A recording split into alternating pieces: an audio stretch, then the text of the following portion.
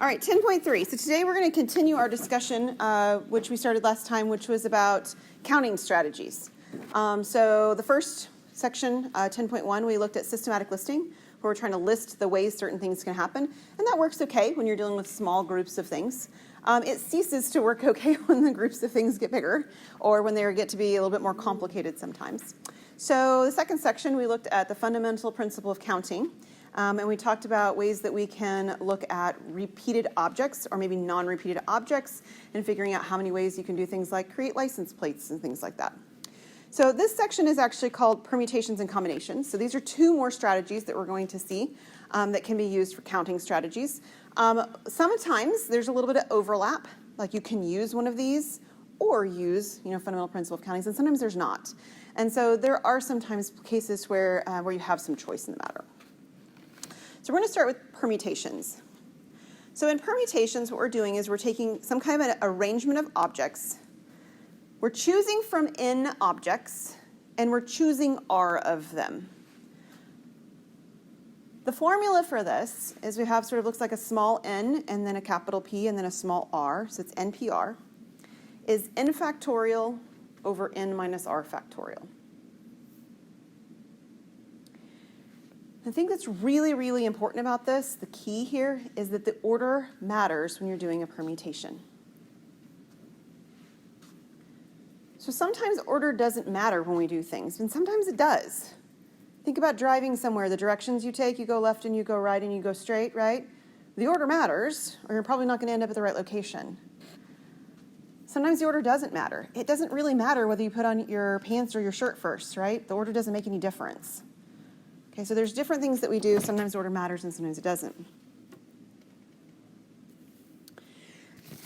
Now, what this formula actually does is that the n factorial on top is, we saw factorials last time, right?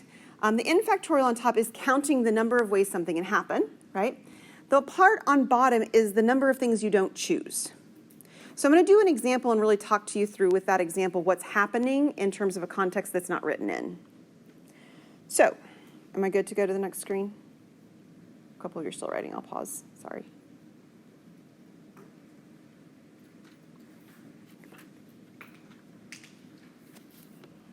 Okay, so 12P3. Hang on. Oh, I missed one. We'll do the combination in a second. Let me just talk about the 12P3 first. So we're going to go back and forth just a little bit because I want to show you what this is doing. Okay, so according to the formula for 12P3, we've got 12 on top, factorial. So 12 factorial is the number of objects we're choosing from, okay? So maybe there's 12 students, okay? There's 12 students, and you're choosing from them to do something specific, okay? That's how many you're choosing from. The next number that's listed is the number of them that you choose. So in this case, it's 3, okay? So maybe you're choosing a president, secretary, treasurer. We've done this before, right? Yeah. So you're choosing 3 distinctly different persons for different jobs. The denominator is the number of people that are not being chosen.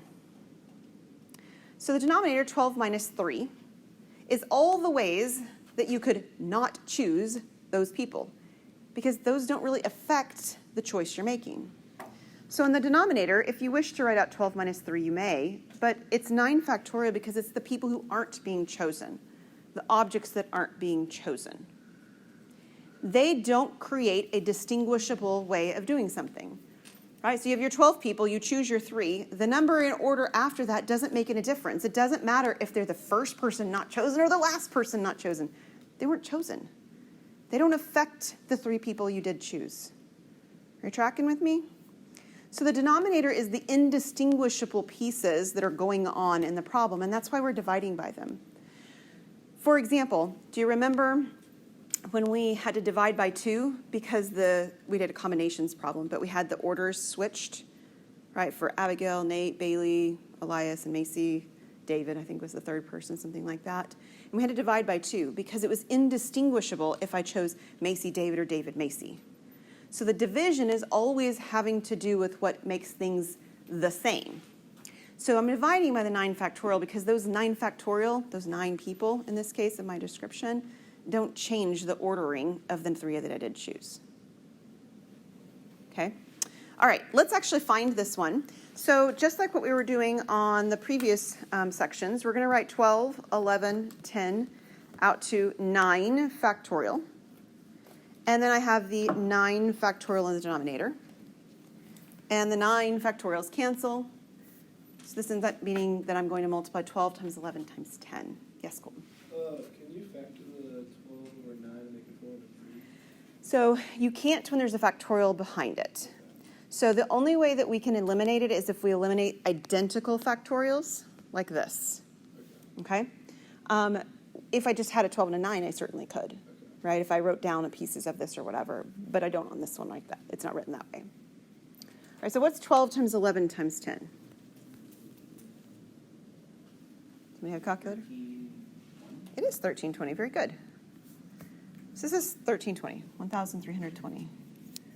Very impressive. Very nice. Okay, so this is a permutation. The order matters. You're choosing from 12 people. You're choosing 3 of them to hold offices of president, secretary, treasurer. Okay, you're with me? Okay, so I'm going to go back a slide now. That's the one I skipped. Combinations. Combinations is the number of subsets of n taken r at a time. It looks very similar in CR, now instead of NPR. You still have the n factorial on top, and you still have the n minus r factorial on bottom. But you also get an r factorial on bottom.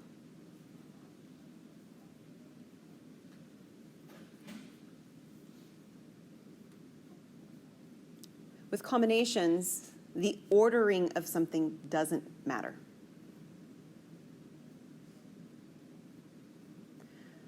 So in contrast to selecting the president, secretary, treasurer, where they all have specific job descriptions, we would be selecting the 3 people to be all on a committee where they maybe group work together on these different facets. We don't assign them a job title. So it doesn't matter if they were selected first, second, or third, because they don't have a job title to go with that selection anyway. They're just on the committee. So what we see in the denominator is we see that same n minus r factorial. That's the number of people we don't choose. But we also have an r factorial, the number of people we do choose, because the ordering of the people we do choose also doesn't matter. So again, it's indistinguishable. So I divide by that quantity to eliminate those repeats, right? Those double countings that I would get when the order doesn't matter that we put them in. So if I do 12CR, I'm creating a committee of 3 people from among 12. I have 12 factorial over the same 9 factorial, but now it's also over 3 factorial. And I write my 12, 11, 10, and 9 factorial out. I stop at the largest one for that 9 factorial on bottom. And then I write out 3, 2, and 1. So just like Colton and I discussed, that 9 factorial as a lump sum cancels out. But on this one, Colton, do you see how I now have them isolated like multiplication facts? Now I can eliminate them piecewise. So now if you wanted to divide the 12 by the 3, you could. Okay? But actually, it would kind of be nice to divide 12 by 6, because 3 times 2 is 6.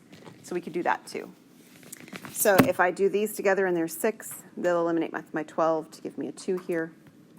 So I end up with 2 times 11 times 10. 220 is right. Good job. It's a lot smaller. But that should kind of make sense. The order I picked people in didn't matter. So I didn't have as many ways that this is going to happen, right? So of course it's going to be smaller from a conceptual standpoint, but also from a mathematical standpoint. I divided by something extra, right? I divided by 6. So of course it's going to be smaller than it was before. So what we're going to be doing in the rest of this section, I think it's all the rest of the problems, is deciding whether or not the order matters to decide whether I have a permutation or combination. So our first one, we have a contractor. He builds homes, okay? So he builds homes of 8 different models, so he has 8 different floor plans, and he presently has 5 lots to build on. In how many different ways can he arrange the homes on these lots so that 5 different models will be built? So I have to decide, does order matter?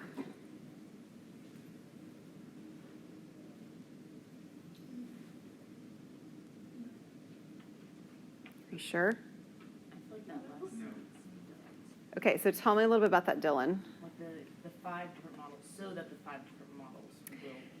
Okay, so the last sentence isn't the kicker on making that decision. The last sentence, however, tells us it's not a fundamental principle of counting. So the fact that we have to build the different models actually puts us in a different category, because when we do fundamental principle of counting, we could repeat things, right? Like phone numbers. I can repeat the number 0, and it can create a different phone number. So this won't be a fundamental principle one because of that last sentence. There's another sentence here, though, that does tell us that this matters, the order matters. Can you find it?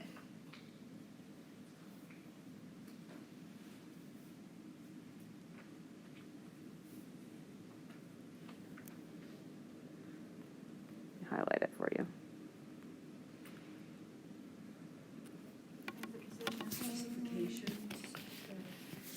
It's because it asks us for the different ways it could be done. Okay? It's not just selecting 5 different homes. Right? If you just wanted to select the 5 homes and have different 5 homes on the properties, that would be one thing, and order wouldn't matter in general. But the wording of the question actually says, and how many ways can he do this? Well, it's a different way of doing it if he swaps 2 of the houses.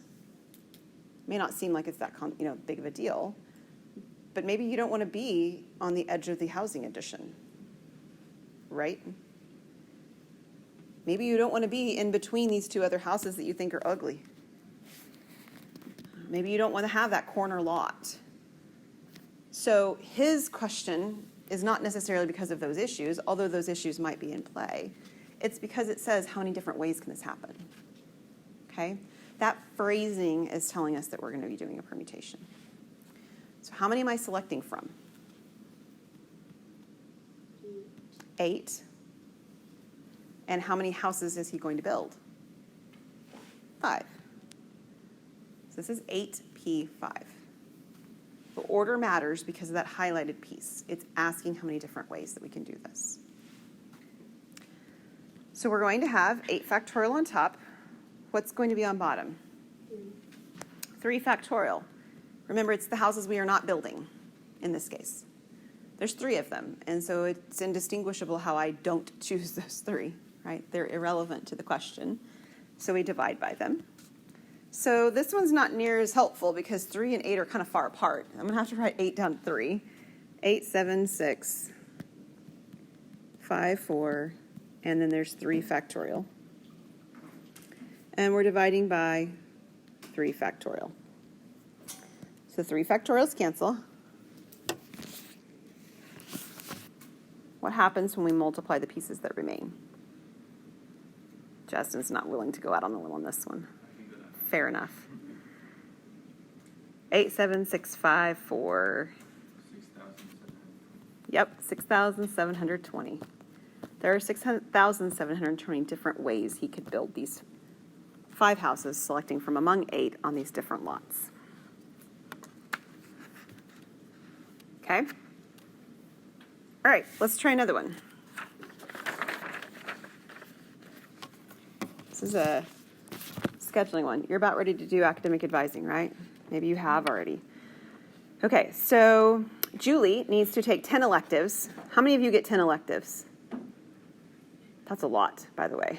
Some majors actually do get quite a few electives. Math ed does not. Math does not. So if you have 10 electives, that's just exciting. All right, Julie gets 10 electives, though, to fulfill her hours in her degree. She decides to start her career with electives because she's unsure of her major. So, if no courses have prerequisites of one another, and there are 17 courses Julie is interested in taking, how many different selections of 10 electives could Julie make? Do you see the phrase that tells you whether order matters? What is it? How many different selections? Doesn't say different ways, right? I realize in a schedule it's different if you switch 2 classes around, but that's not what it's asking us for. It's asking us for the selection of courses. Okay? So the order doesn't matter here, right? I'm just trying to figure out which classes she's interested in taking most. So this one's a combination. How many is she selecting from? 17. And how many is she picking? 10. Good deal. All right, what goes in the numerator? 17 factorial. What goes in the denominator? 7 factorial, 10.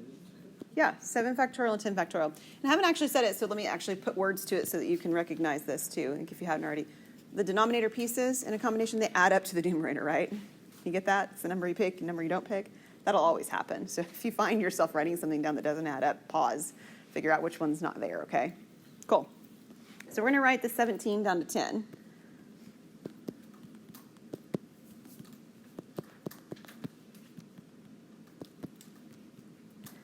I'm out of space. Let me move this over.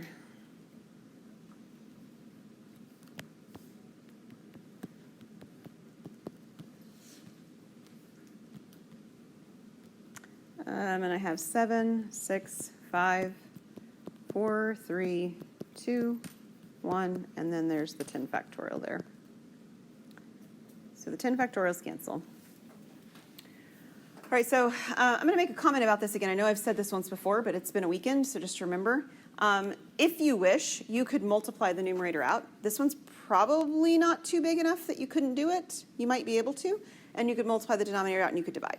Okay, so you could do that. Sometimes they get too big and then you can't do that at all. And this is sort of teetering on the edge. So if it's too big, you may not have that choice. And it's not a question that's hard to answer. You could try it. Your calculator is either going to give you a number or it's going to give you something that says error if it's too big, or it'll turn it into scientific notation, which is what most of them do. So if it turns it into scientific notation, you'll know it because it won't look like a number that's a big number you're expecting. Okay, so if you want to try that on a particular problem, it's certainly something you could do. We're going to reduce it because there is always the ability to reduce it. That's an always thing we can do. So we're going to practice that. So what are a couple of things that we could group together in the denominator to cancel within the numerator? 6 times 2 is 12.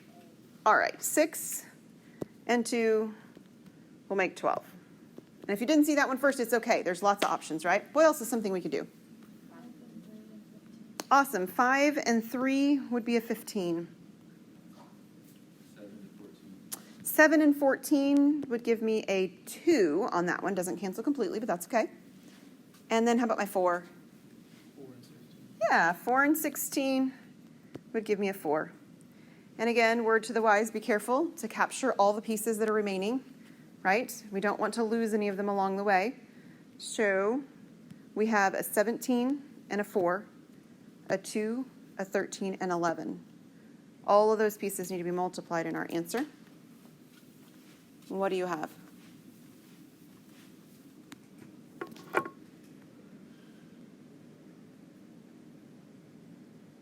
Anybody have a calculator? I think it's bigger than that. Try again for me, Luke. I think you might have missed one of the numbers.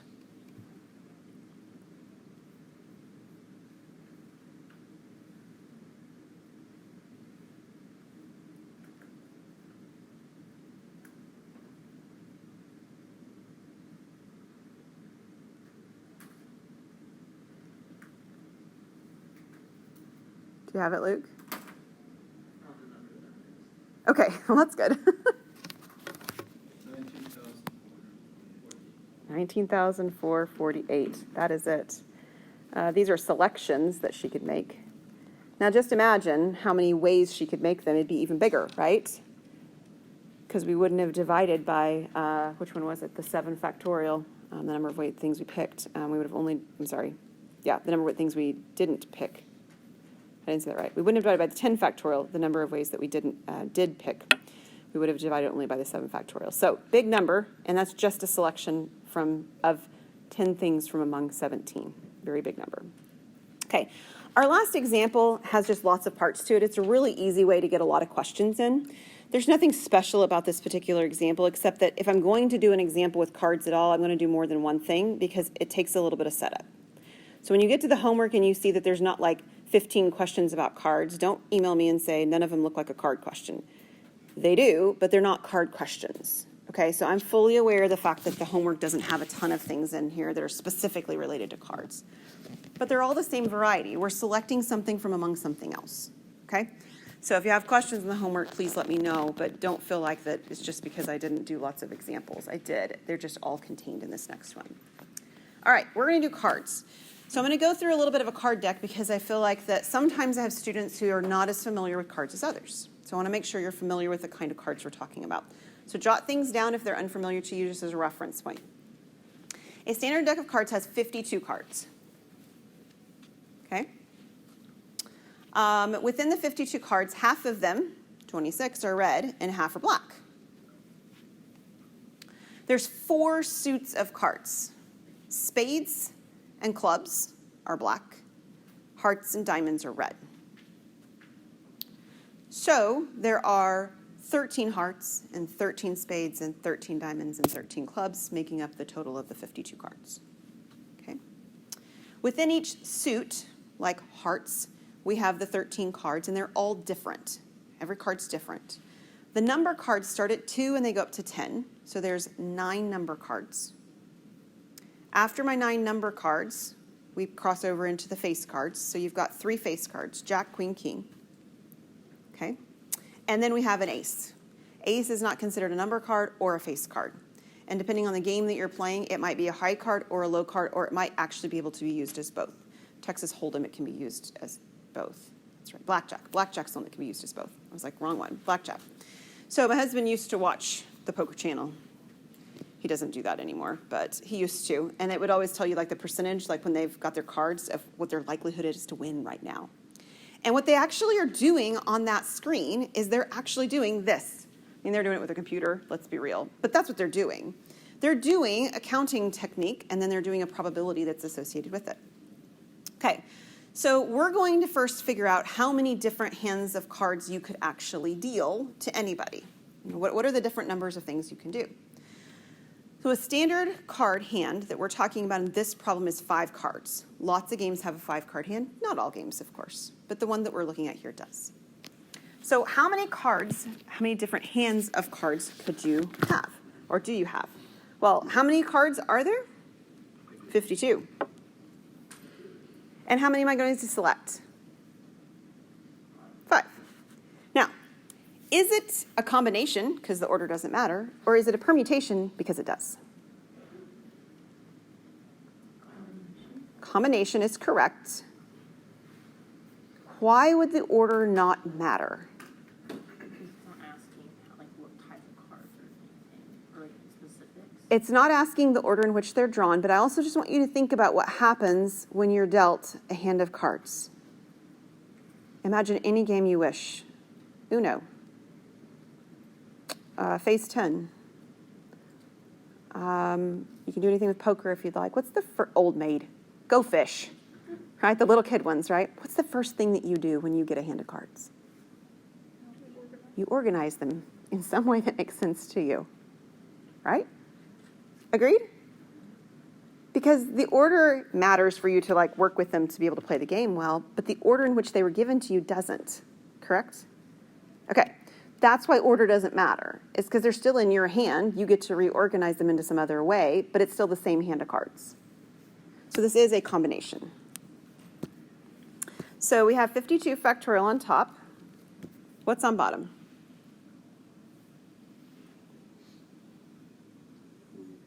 Mm-hmm. 47 factorial and 5 factorial, because with combinations, both pieces are in the denominator. If it were permutation, we'd only have the larger piece. Okay, we have the subtraction piece. So we're going to write out 52 to 47. 52, 51, 50, 49, 48.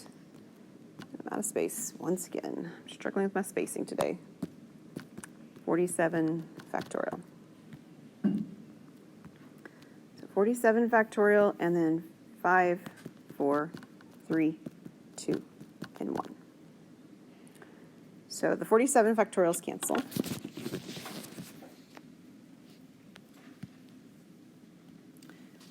I can't pair these up and cancel them perfectly with the numerator because the numerator is simply just so much larger than the denominator on this. That's okay. Are there things that can still be divided? Definitely. So can you give me one? 5 and 50. Fabulous. 5 and 50 would give me a 10 on top, right? Could you multiply the 5 and 2 to get 10? Sure. We could also take the 2 at this point since we haven't, Dylan, and we could just reduce the 10 and make it a 5. Justin? 4 and 52. 4 and 52. So what is 52 divided by 4? It is 13. That's our 4 different suits, right? 13 each. What about my 3? Doesn't divide by 49. For the 48 it will, yeah. So 48. So 48 divided by 3 is 16. It also would divide with 51. Do you guys know the trick for knowing if a number is divisible by 3? So I totally just blew the mind off one of my ninth grade kids in my house the other day when I said it. Kyle, what is it? The digits add up to 3. Yeah, if the digits add up to a number that's divisible by 3, it'll divide by 3. 5 plus 1 is 6. Does 6 divide by 3? Yes, then 51 will as well. And it works for 9s as well. Oh, we got some excited faces over here. That's what I was looking for. Thank you for that. I appreciate it. That was exciting for me. It's a pretty cool fact, right? It only works for 3s and 9s. Don't go trying to apply it at some other number. That's the next thing this kid did. It doesn't work for all the other numbers, just 3s and 9s. Okay, at any rate, that was an aside. That was a freebie for today. All right, so you now have 51. Sorry, I missed one first already. How about 13 and then 51? 5, 49, 16. Those are the ones we're going to multiply. So what happens when you multiply those values together?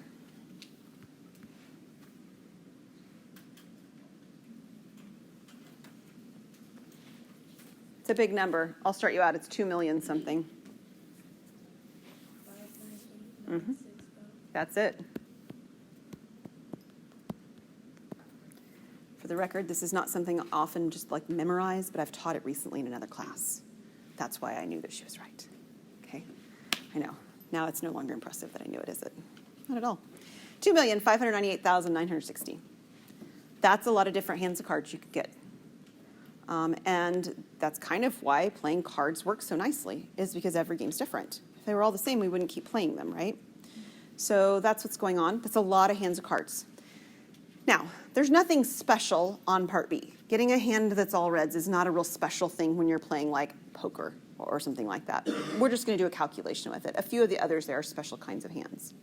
All right, so a hand of all reds. We're still working with hands of cards. In fact, all the rest of them that we have that are hands of cards are still all going to be combinations. Yeah? Yeah. So we're going to have a combination. And I'm still selecting 5 cards. But how many am I selecting from? 26. And you might think, well, I just half the number of cards, so the answer should still be like maybe half of what I had before. So we're going to examine whether that's the case. So we're going to do 26 factorial on top. What's on bottom? 5 and 21 in either order. Yep. We're selecting 5. We're not selecting 21. So I'm going to write my 26 down to 21.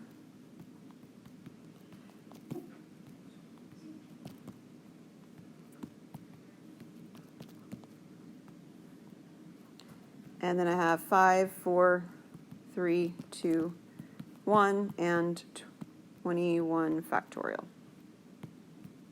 21 factorial is canceling. All right, what else do you want to cancel? Somebody pick one. To everybody have? 5 and 25, that's what I thought you were saying. Yep, 5 and 25 is a good place to start. Now what? 4 and 3 can go into 4. Yeah, in fact, what's 4 times 3 times 2? 20, is it 24? It is 24. Yeah, all these multiply together to give us 24. And you can do it piecewise if you'd rather. It doesn't matter. So that leaves me with 26, 5, 23, and 22. What's the product of those?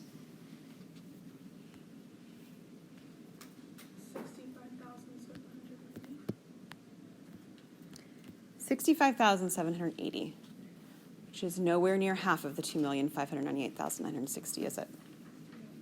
Okay, so just halving the cards does not half the number of hands. So that's interesting. We're going to further restrict it to a specific kind of hand of cards for the game of poker.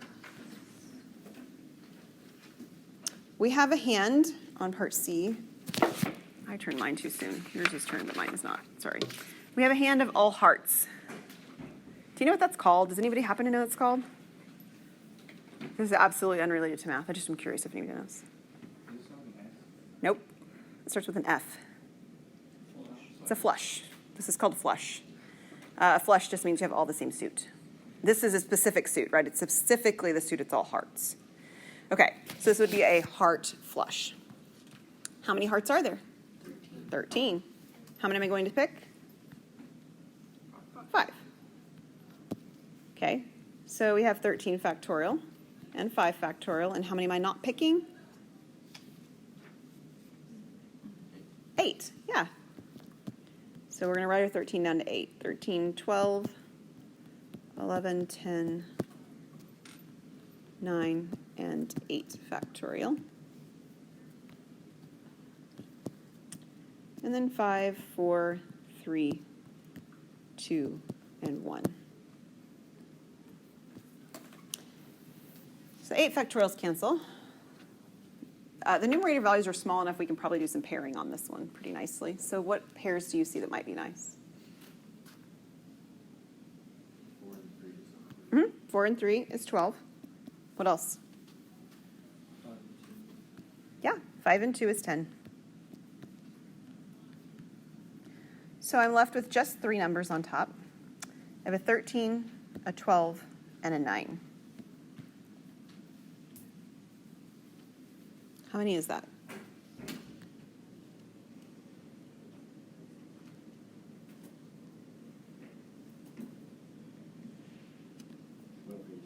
$1,287 is right. 1,287 out of 2,598,960. So if you wanted to figure out like what's the likelihood that I would get a heart flush, you could divide those, couldn't you? Yeah, you could do that. And that's what the poker channel does when they put the little thing in the corner. They're doing probabilities, and then they're turning them to percentages. But that's what they're doing. They're doing a division operation after that. That's not very many. It's not very likely, right? That's why when you're playing the game, this would have a higher payout than somebody else who got something else perhaps that was not quite as unlikely to happen. Yes? Isn't like there's never been the same deck like ever, like drawn, which like there's a possibility, but isn't the number? It would be very rare, wouldn't it? Because it wouldn't it be 52 factorial? Yes. Is it the same one? Yes. Yes, and if you were doing just the 5 hard can, we'd have already the 2,598,960, right? So yeah, it would like, I think what you're saying is has there ever been the case where all 52 cards would be dealt out in exactly the same order? And it would be extraordinarily unlikely. Not 0 chance, but extraordinarily unlikely, right? Yeah. What about having a hand of all jacks? Say that again louder. We'd only have 4. There'd only be 4. So can you have a hand of all jacks? You cannot. So what's the likelihood that you get a hand of all jacks? 0 unless you're cheating. Okay? Yeah, so this would be 0. There is 0 ways that this can happen. And the reason is exactly what you're saying is because there are only 4. So we can't have a hand of all jacks. But for part E, you could do it, right? Part E doesn't say you're going to have all jacks. You're just going to have 4 jacks and something else. Okay, so I'm going to write out what this looks like, and then we're going to talk through about the fact that there's an easier way to think about this particular one, just from a logic kind of standpoint. You guys all said you liked my logic stuff we did before. If I want to choose all of the jacks, then there are 4 jacks to choose, and I'm choosing all 4. Like technically, that's what I would write down. 4C4. And then how many other cards are left in the deck? 48, right? And I would be choosing one of them. These are being multiplied together because this is a fundamental principle of counting at play. I'm multiplying the 2 results beside each other, okay? So again, we're going to calculate this, and then we're going to go back and say, oh, we could have done that a little easier. All right? So if I do the 4C4, I have 4 factorial on top. What do I have on bottom? 4 factorial, and I actually have 0 factorial as well. It's okay to have 0 factorial on the bottom, because what did we say 0 factorial was last class period? 1. So that's okay, but it's technically there. And on the other one, I'd have 48 factorial on top, and what would I have on bottom? 1 factorial and 47 factorial. Okay, everybody good? What's going to happen with the 4 factorial over 4 factorial, 0 factorial? This is 1, right? Because the 4 factorials cancel. Remember, when you cancel things, you're dividing them. So you divide and you get a 1 on top. The 0 factorial is also another 1 on bottom. This is 1. 48 factorial is also actually, well, the next piece is not very exciting. If I write it out to 47 factorial, and if I have the 47 factorial on bottom, what happens? I cancel, and I'm just left with 48. So I've got a 1 times my 48, and that's 48. Now, this should make sense. Think about the hands of cards. You're going to get all 4 jacks, and then you have 48 other possible, cards to pair it up with, right? Because there's 48 other items, right? So you could think about this from the standpoint of there's only one way of getting these specific 4 cards, any specific 4 cards, by the way. It's nothing special about jacks. I could have said, I really want the numbers 1 of hearts. That's not going to work. How about 2 of hearts, 3 of hearts, 4 of hearts, and 5 of hearts? Those are the specific 4 that I want, and then I can have anything else. Well, there's only one way to get those specific 4 that I want, right? Because the order doesn't matter. So it doesn't matter which one I pick first. And then I would have 48 over here, because there's 48 other cards to pick from. So you could think about it that way too. There's 48 of these. 48 hands, or 48 ways, if you wish. 4 of a kind. What's 4 of a kind? Same card 4 times. Kind of like my jacks, right? But it could be any of the 4 cards. Any 4 cards of the same thing. Well, how many different options do I have? More? Wouldn't be 50. It would. Sorry, it almost didn't get you. Say that louder. 52 divided by 4. What is 52 divided by 4? We did it a minute ago. 13. It's 13. Okay, remember we talked about there's 13 of every card? That didn't say it right. There's 13 of every suit is what I meant to say. So there's like a 2, a 3, a 4, all the way up to the Jack, Queen, King, Ace. There's 13 of them. So I can pick any one of those. So what we do is we say, well, I have to choose from among the 13. And then I'm going to choose oops, that was wrong. I'm going to choose all 4 of them. I just need all 4 of something. But there's 13 different somethings I could have all 4 of. And then when I'm done, I have, and I'll do it this way, kind of a mixing of the things I had done. I have 48 more things I could pick from to complete my hand. Any of the last 48 would work. Well, we've already discussed that this is the number 1. There's one way to get 4 of every card.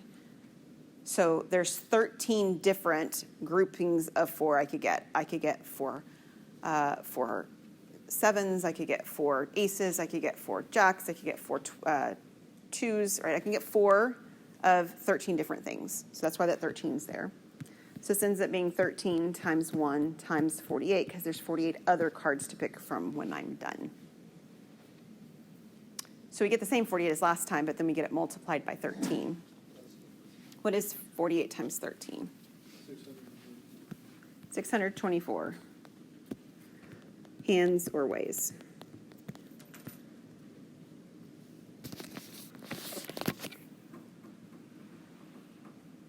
Okay, a couple more. Full house. Do you know what full house is? So it's a full set of something. What did you say, Harry? Okay, so you have 2 of a kind and 3 of a kind. That's a full house. You're with me with that? Have you heard that phrase before? Poker's not the only place that that's used. Yahtzee's another one. If you've ever played Yahtzee, it's a dice game. Here's a full house. I feel like there may be another one that I've played, but I can't think what it was. So this is full house. So you need 3 of one and 2 of another. And it's of the same card number, not the suit. It's not the suit we're talking about. We're talking about the card value, like 3s or 7s or jacks, okay? So I need to pick a card first, and so there's 13 options that I have. All right, so there's 13 different numbered cards, number letter or number type cards, whatever. So that's my first piece. But then I want to select from those 4, I want to select 3 of them. There's 4 of them. I want to pick 3 of them from my hand. I've already eliminated that suit. I can't pick that other card now. So there's 12 different cards left I could pick, right? Numbers or suit, not suits. Numbers or faces or the ace. So there's 12 that I pick from next. And from that one, there are again 4, but I only want to pick 2 of them. So you can see here, I'm choosing still 5 cards, right? I'm choosing 3 from over here in this value, and I'm choosing 2 from over here with this value. So I've got a 13, and then I have 4 factorial over what? What is 4C3?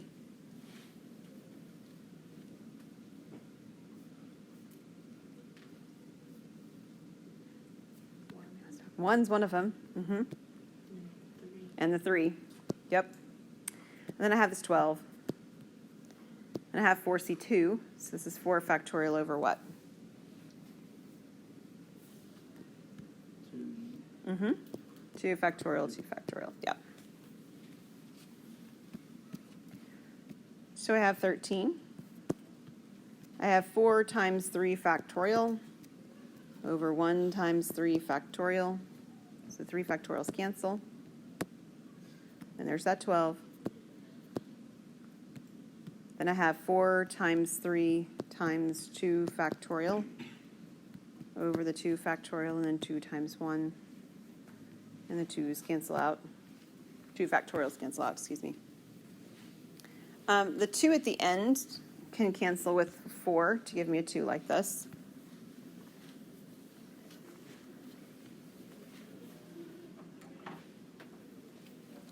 We can multiply what remains.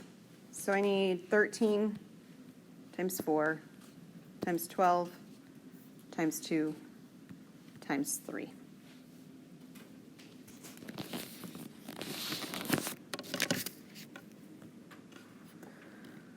What do you get?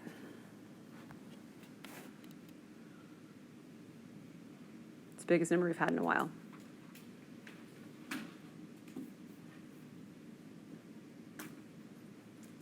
Awfully quiet today, guys. Okay. It's 3,744 hands. So why does it matter in terms of playing a game like this? The number of hands that there are determines how rare that sort of assortment of cards is, right? This has 3,700. My last one had 624. So which one is more rare? The 624 is more rare, right? Because there's fewer of them. So if I got one of these cards, which is 4 of a kind, and Jasmine got a full house, who wins the game? I do, because there was a less chance that I had of giving that, right? It was more rare for me to get that. That's how they make those decisions. It's a more rare combination than yours was, right? Okay, so we're going to do just a random one and show you exactly why there's no value in this particular arrangement. So we're going to get 2 black cards, 2 diamonds, and a heart. Okay, how many black cards are there? Bigger. 26. And I'm going to choose 2 of them. How many diamonds are there? 13. And I'm going to choose 2 of them. How many hearts are there?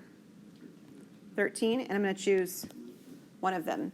Now, there are all 5 cards here. I have 2, 2, and 1. They're all there. Okay? And then I have 26 factorial over, there's the 2, and then the remaining part would be 24. I have 13 factorial Here's my 2, and then I would have 11. And then I have another 13 factorial, and I have a 1, and then I have a 12.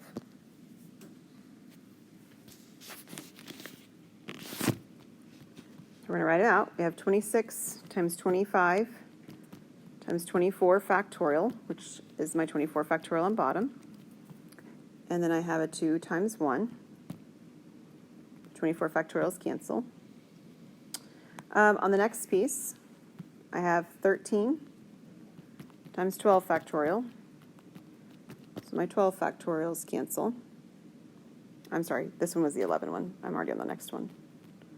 13 times 12 times 11. There we go. My 11 factorial on the bottom, and I have a 2 times 1. The last one, when I was just trying to write, is 13 times 12 factorial with a 1 factorial and a 12 factorial on bottom. So the 12 factorials cancel here and the 11's here.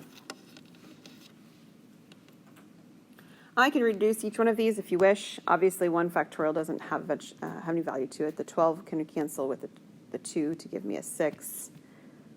This 2 can cancel with this 26 to give me a 13. So we have 13 times 25 times 13 times 6 times 13.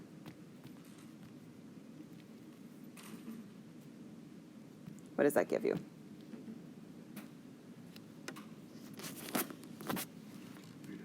Mm-hmm. Yeah. There's a lot of those, right? That's why this is not a very desirable hand. It's pretty common. It's not very exciting.